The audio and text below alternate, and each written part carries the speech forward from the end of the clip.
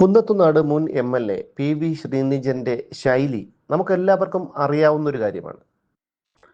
അദ്ദേഹത്തിന്റെ പ്രധാന ആയുധം ജാതീയമായി അധിക്ഷേപിച്ചു എന്ന് പറഞ്ഞുകൊണ്ട് എതിരാളികൾക്കെതിരെ പോലീസിനെയും കോടതിയെയും ഒക്കെ സമീപിക്കുക എന്നുള്ളതാണ്.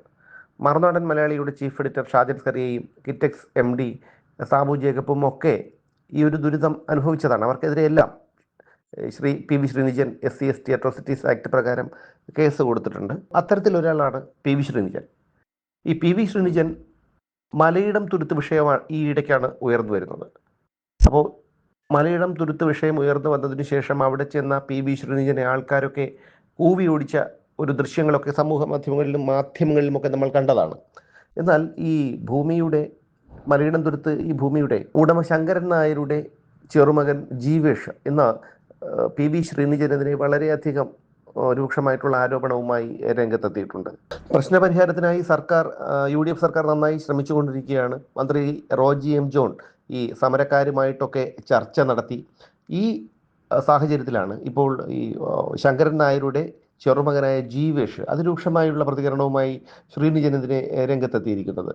ജീവേഷ് പ്രധാനമായും ആരോപിക്കുന്നത് ഒരു പ്രശ്ന പരിഹാരം ഉണ്ടാക്കുന്നതിനു പകരം ശ്രീനിജൻ അവിടെ നടത്തിയത് ഒരു വൺ മാൻ ഷോ ആണെന്നുള്ളതാണ്. അത് നമുക്കെല്ലാവർക്കും അറിയാം. അദ്ദേഹത്തിൻ്റെ ഒരു ശൈലി നമുക്കറിയാം. അദ്ദേഹം വരുമ്പോൾ ഒരു വേദിയിൽ വന്നാൽ പോലും ആ വേദിയിലുള്ളവരെല്ലാം അദ്ദേഹത്തിൻ്റെ താണ് വണങ്ങണം, അദ്ദേഹത്തിനെ ബഹുമാനിക്കണം എന്നൊക്കെയുള്ള ഒരു രീതിയാണ് എപ്പോഴും അദ്ദേഹത്തിനുള്ളത്.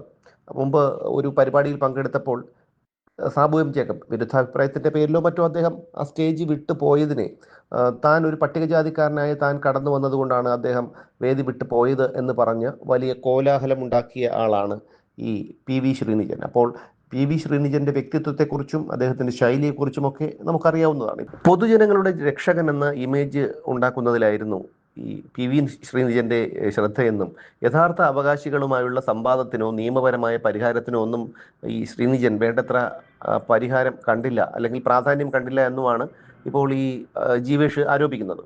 ഈ ആരോപണങ്ങൾ ശരിയാണെങ്കിൽ, അത് ശരിയാണെന്നുള്ളതാണ് വാസ്തവം. കാരണം അദ്ദേഹത്തിന് അത്തരമൊരു ആരോപണം ഉന്നയിക്കേണ്ട കാര്യമില്ല.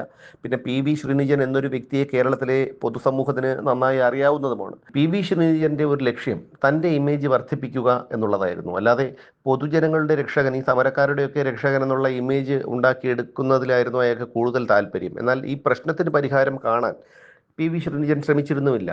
PV ശ്രീനിജൻ വിചാരിച്ചിരുന്നുവെങ്കിൽ നിസ്സാരമായി അദ്ദേഹത്തിന് പരിഹരിക്കാവുന്ന ഒരു വിഷയമാണെന്നാണ് ജീവേഷ് പറയുന്നത്. അപ്പോൾ അത്തരത്തിൽ ഈ PV ശ്രീനിജൻ പരിഹരിച്ചിരുന്നെങ്കിൽ ഈ പ്രശ്നം ഇത്രയധികം രൂക്ഷമാകുമായിരുന്നില്ല. പകരം തൻ്റെ ഇമേജ് ഉണ്ടാക്കാനാണ് PV ശ്രീനിജൻ ശ്രമിച്ചത്. ഇന്ന് മാത്രമല്ല, സർക്കാരുമായി ബന്ധപ്പെട്ട ആരും തന്നെ ഇത്തരം കാര്യങ്ങളിൽ ഈ ഒരു സമരത്തിൽ ഒരു നയപരമായിട്ടുള്ള ഒരു നടപടി എടുക്കാൻ തയ്യാറായില്ലെന്നും കൂടി ഇദ്ദേഹം ആരോപിക്കുന്നുണ്ട്. അപ്പോൾ ഇതൊക്കെ കൊണ്ടാണ് കുന്നത്തുനാട്ടിലെ ജനങ്ങൾ PV ശ്രീനിജനെ തോൽപ്പിച്ച് കയ്യിൽ കൊടുത്തത് എന്നുള്ളത് മറ്റൊരു വിഷയം. ഈ സമരം നടത്തുന്ന സമരക്കാരുടെ പ്രശ്നങ്ങൾക്ക് പരിഹാരം കാണേണ്ടതിനു പകരം തൻ്റെ ഇമേജ് വർദ്ധിപ്പിക്കുന്നതിലായിരുന്നു PV ശ്രീനിജന് താല്പര്യം.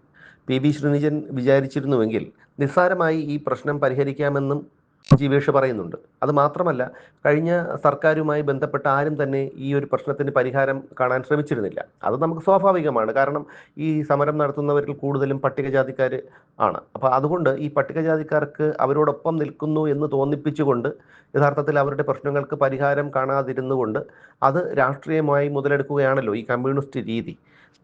പാടത്ത് പണിയെടുത്തുകൊണ്ടിരുന്ന സാധാരണക്കാരായ പട്ടിണി പാവങ്ങളെ അവരുടെ തലയിൽ വിപ്ലവം കുത്തിവെച്ച് തൊഴിൽ കൊടുക്കുന്ന തൊഴിലുടമയെ ജന്മിയായി മുദ്രകുത്തി അയാളെ ഒരു ശത്രുവായി ചിത്രീകരിച്ചുകൊണ്ട് അവരുടെ മനസ്സിലേക്ക് കുത്തിവെച്ചുകൊണ്ടാണ് ഈ കമ്മ്യൂണിസ്റ്റ് പാർട്ടി കേരളത്തിൽ വളർന്നു വന്നത്.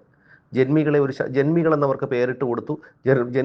ജന്മികൾ നമ്മളുടെ ശത്രുക്കളാണെന്ന് അണികളെ പറഞ്ഞു വിശ്വസിപ്പിച്ചു. ഒടുവിൽ സംഭവിച്ചത് എന്താണ്? കേരളത്തിൽ വയലുകൾ നികത്തി.